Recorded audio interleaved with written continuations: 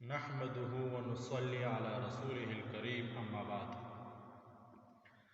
رمضان المبارک کا بابرکت مہینہ گزر گیا۔ اس کے بعد یہ مہینہ جو ہے نا شوال کا مہینہ ہے، تو حدیث شریف میں آتا ہے من صام صیام رمضان فأتبعه ست من شوال کان کصیام الدہر۔ مفہوم اور ترجمہ حدیث شریف کا یہ ہے،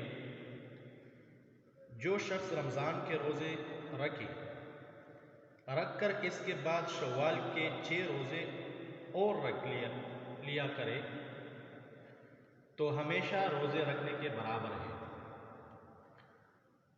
مطلب کہ جس بندے نے رمضان کا مہینے کا روزے رکھ کر اس کے بعد اس مہینے کا یعنی شوال کا 6 روزے رکھے تو ایسا ہے کہ سارا سال اس نے رمضان مبارک کے روزے رکھے۔ یہ ایک حدیث میں آتا ہے کہ جو بندہ ایک نیکی کرے تو اس کے عوض اللہ تعالیٰ اس کو 10 گنا زیادہ دیتا ہے۔ مطلب ایک نیکی کا ثواب 10 گنا ہوتا ہے۔ یہ قرآن پاک میں بھی آتا ہے۔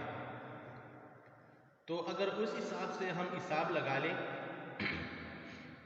30 روزے رمضان المبارک کا اور 6 روزے شوال کے مہینے کا، تو یہ 36 روزے ہو گئے۔ اگر 36 کو 10 میں ضرب دے دے تو یہ 360 دن بنتے ہیں۔